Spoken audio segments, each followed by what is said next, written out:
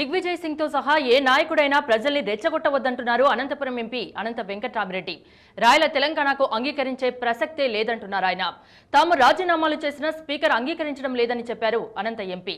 స్వాతంత్ర దినోత్సవం సందర్భంగా అనంతపురం జిల్లా కాంగ్రెస్ కార్యాలయంలో జాతీయ జెండాను ఆయన ఆవిష్కరించారు. నాయకుడు దిగ్విజయ్ సింగ్ గారి నాయకులతో సహా అన్ని రాజకీయ పార్టీ నాయకులు కూడా ప్రజలను రెచ్చగొట్టేటట్లు కానీ వారి మనోభావాలు తెలుసుకోకుండా ఇంకా మేము పాతదానికే కట్టుబడి ఉంటామని చెప్పే నాయకులకు కానీ అందరికీ కూడా మేము చెప్తున్నాం, అటువంటి మానించుకోకుండా ఈరోజు ప్రజల మనోభావాలను గౌరవించి వారందరికీ న్యాయం చేయాల్సిన బాధ్యత అన్ని రాజకీయ పార్టీల పైన ఉందని చెప్పేసి మరోమారు కూడా విజ్ఞప్తి చేస్తున్నాం. సమైక్యాంధ్ర ఉద్యమాన్ని అడ్డుకొని ప్రత్యేక రాష్ట్ర సాధన దిశగా తెలంగాణ రాష్ట్ర సమితి వ్యూహరచన చేస్తోంది. తెలంగాణ కళ సాకారమవుతున్న వేళ ఎలాంటి ఆటంకాలు కలగకుండా జాగ్రత్త పడుతోంది. కాంగ్రెస్ లో టీఆర్ఎస్ విలీనమవుతున్నట్లు వస్తున్న వార్తలకు ఫుల్ స్టాప్ పెట్టింది. ఇదే సమయంలో టీఆర్ఎస్ బలోపేతంపై కూడా దృష్టి పెట్టింది. తెలంగాణకు అనుకూలంగా కాంగ్రెస్ నిర్ణయం తీసుకున్న తర్వాత తలెత్తిన రాజకీయ పరిణామాలపై తెలంగాణ రాష్ట్ర సమితి దృష్టి పెట్టింది. తెలంగాణ కళ సాకారం అవుతున్న వేళ సమైక్యాంధ్ర ఉద్యమాలు ఊపందుకోవడాన్ని సమీక్షించింది. ఏపీ ఎన్జీఓల సమ్మె తీరును కూడా పరిశీలించింది. ఈ ఆటంకాలను అధిగమించి తెలంగాణ రాష్ట్ర సాధనకు ఎలాంటి వ్యూహాలు అనుసరించాలనే దానిపై టీఆర్ఎస్ కసరత్తు చేసింది. ఈ మేరకు మెదక్ జిల్లా జగదేవ్పూర్ మండలం ఎర్రవల్లి సమీపంలోని కేసీఆర్ ఫామ్ హౌస్ లో టీఆర్ఎస్ ముఖ్య నాయకత్వం సమావేశమైంది. కేసీఆర్ నేతృత్వంలో జరిగిన ఈ సమావేశంలో భవిష్యత్ కార్యాచరణకు శ్రీకారం చుట్టింది. సమైక్యాంధ్ర ఉద్యమాన్ని కృత్రిమమైనదిగా టీఆర్ఎస్ అభివర్ణించింది. తెలంగాణ రాష్ట్ర ఏర్పాటుకు ఈ ఉద్యమాలు ఆటంకం కాకుండా జాగ్రత్త పడాలని టీఆర్ఎస్ అధినేత కేసీఆర్ ఈ సందర్భంగా కేడర్కు సూచించారు. ఏపీ ఎన్జీఓల సమ్మె ప్రభావం తెలంగాణ రాష్ట్ర ఏర్పాటు ప్రక్రియపై పడకుండా జాగ్రత్త పడాలన్నారు. వీరికి దీటుగా టీఎన్జీఓలు చేపట్టే కార్యక్రమాలకు సంఘీభావం ప్రకటించాలని కేసీఆర్ సూచించారు. కాంగ్రెస్ లో టీఆర్ఎస్ విలీనం అవుతుందన్న దుష్ప్రచారాన్ని కేసీఆర్ ఖండించారు. ఉభయ సభల్లోనూ తెలంగాణ బిల్లు ఆమోదం పొందాకే ఈ విషయమై చర్చిద్దామని, అప్పటి వరకు ఎవరికి ఎలాంటి అపోహలుండరాదని స్పష్టం చేశారు. టీఆర్ఎస్ నుంచి కాంగ్రెస్ లోకి వలసలు భారీగా ఉంటాయని వస్తున్న వదంతులపై కూడా కేసీఆర్ భగ్గుమన్నారు. ఇవాళ డబ్బుల ఎరచూపి, పదవుల ఎరచూపి కొద్ది మంది నాయకులని ఇవాళ కాంగ్రెస్ పార్టీకి మిళితం చేసే ప్రయత్నం చేస్తా ఉన్నారు. అంతేకాదు ఇవాళ ఎమ్మెల్యేలు కూడా మాతో టచ్ లో ఉన్నారని చెప్పి ఒక అభూత ప్రచారం చేస్తా ఉన్నారు. తెలంగాణ రాష్ట్ర సమితి 21 మంది శాసనసభ్యులం ఇవాళ కేసీఆర్ గారి నాయకత్వంలో తెలంగాణ రాష్ట్ర సమితి తన పాత్ర తప్పకుండా పోషిస్తుంది. ఆ పాత్రలో పూర్తి భాగస్వాములు అవ్వడానికి తెలంగాణ రాష్ట్ర సమితి శాసనసభ్యులం కట్టుబడి ఉన్నామని చెప్పి హెచ్చరిస్తా ఉన్నాం. టీఆర్ఎస్ నుంచి కాంగ్రెస్ లోకి వలసలు ఎట్టి పరిస్థితుల్లోనూ ఉండవనే అభిప్రాయాన్ని చాటేందుకే కేసీఆర్ ఈ సమావేశాన్ని వేదిక చేసుకున్నారు. పార్టీకి చెందిన ఎమ్మెల్యేలు, ఎమ్మెల్సీలు, ఎంపీలు ఈ సమావేశానికి వచ్చేలా కేసీఆర్ చర్యలు తీసుకున్నారు. అయితే ఇటీవలే కాంగ్రెస్ నుంచి టీఆర్ఎస్ లో చేరిన ఎంపీ మందా జగన్నాథం, వివేకులు ఈ భేటీకి హాజరు కాలేదు. కాంగ్రెస్ ఎంపీలు సభకు హాజరు కావాలనే విప్ ఉండడంతో వీరు సమావేశానికి రాలేదని టీఆర్ఎస్ వర్గాలు చెప్తున్నాయి. టీఆర్ఎస్ ఎమ్మెల్యే రమేష్, కొప్పుల హరీశ్వర్ రెడ్డి కూడా ఈ సమావేశానికి హాజరు కాలేదు. మొత్తం మీద టీఆర్ఎస్ బలోపేతం అయ్యేందుకు పార్టీ నాయకత్వం దృష్టి పెట్టింది. రాజకీయ చైతన్యానికి కేంద్ర బిందువైన విజయవాడ సమైక్యాంధ్ర ఉద్యమానికి వేదికవుతుంది. ఇప్పటికే ఏపీ ఎన్జీఓలు ఆగస్టు 4న విజయవాడ కేంద్రంగా సమర శంఖారావాన్ని పూరించగా టీడీపీ ఎమ్మెల్యే దేవినేని ఉమ ఇదే కేంద్రంగా దీక్షకు సిద్ధమవుతున్నారు. వైఎస్ఆర్ కాంగ్రెస్ పార్టీ కూడా విజయవాడ కేంద్రంగా ఉద్యమానికి రంగం సిద్ధం చేస్తోంది. విజయవాడ వర్షాకాలంలో బ్లెజ్వాడగా మారుతోంది. సమైక్యాంధ్ర ఉద్యమాలతో ఇప్పటికే వేడెక్కిన విజయవాడ తాజాగా రాజకీయ దీక్షలతో భగ్గుమనబోతోంది. రాష్ట్ర విభజన ప్రక్రియ విధానాన్ని నిరసిస్తూ టీడీపీ ఎమ్మెల్యే దేవినేని ఉమ నిరవధిక నిరాహార దీక్షకు సిద్ధమవుతున్నారు. రాష్ట్ర విభజనలో కేంద్ర ప్రభుత్వం వైఖరికి నిరసనగా దీక్ష చేపడుతున్నట్టు ప్రకటించారు.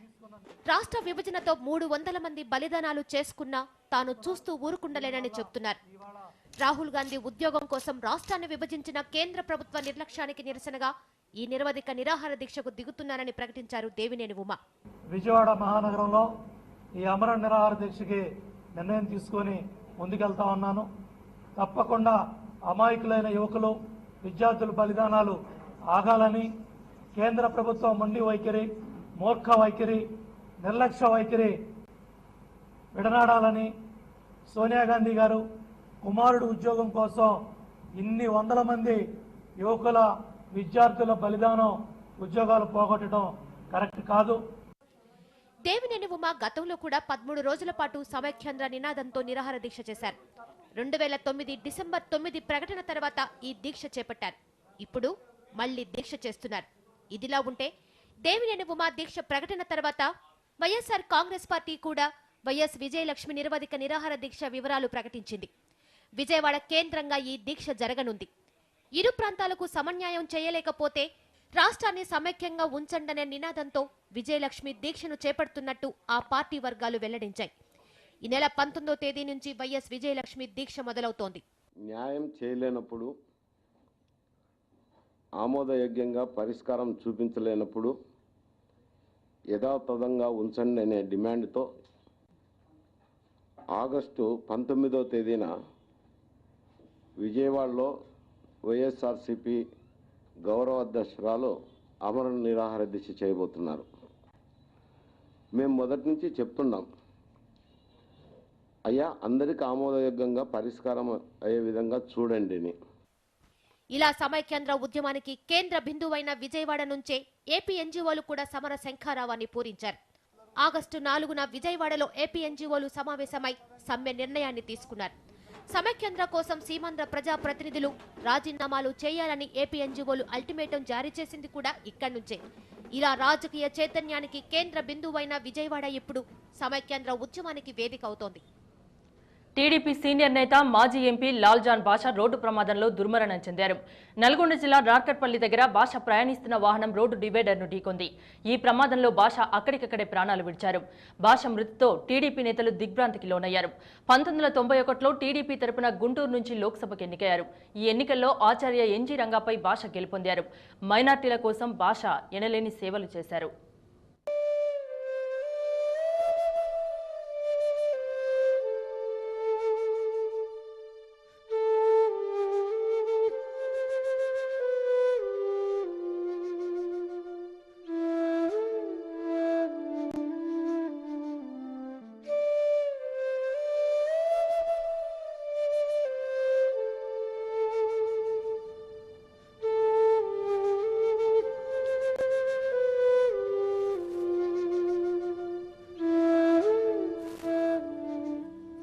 ముంబై డాక్యార్డ్లో సబ్మెరైన్ పేలుడు ఘటనలో మొత్తం 18 మంది గల్లంతయ్యారు.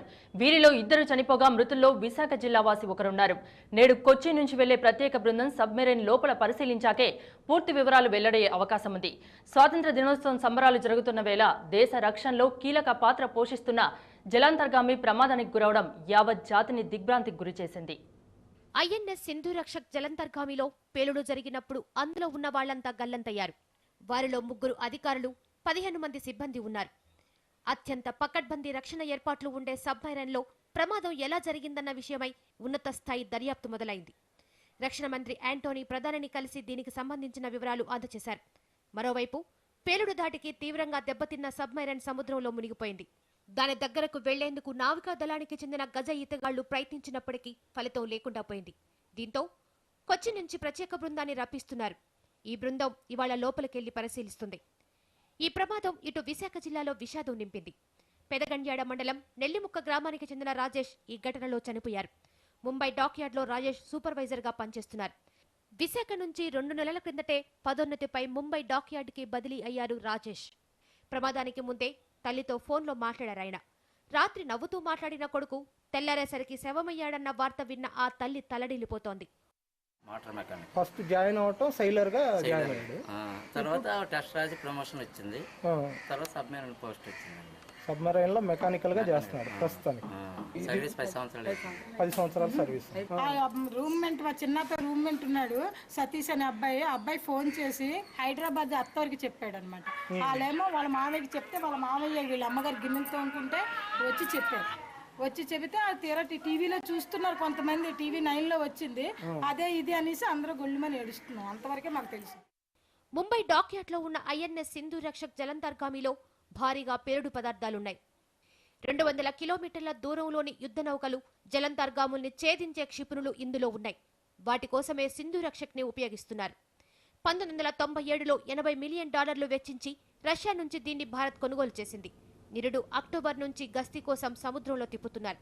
ప్రతిష్టాత్మకమైన ఐఎన్ఎస్ సింధు రక్షక్ ధ్వంసం కావడం భారత నౌకాదళానికి కొంత ఇబ్బందికరమైన పరిస్థితి అంటున్నారు విశ్లేషకులు.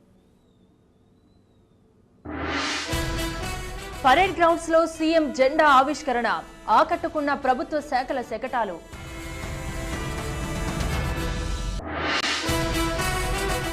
సీమాంధ్రలో కొనసాగుతున్న ఉద్యమం, హోరెత్తిన సమైక్యాంధ్ర నినాదాలు.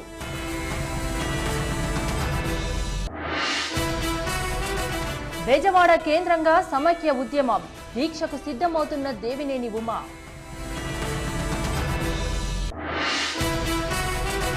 మాజీ ఎంపీ లాల్ జాన్ బాషా మృతి, సంతాపం ప్రకటించిన టీడీపీ నేతలు.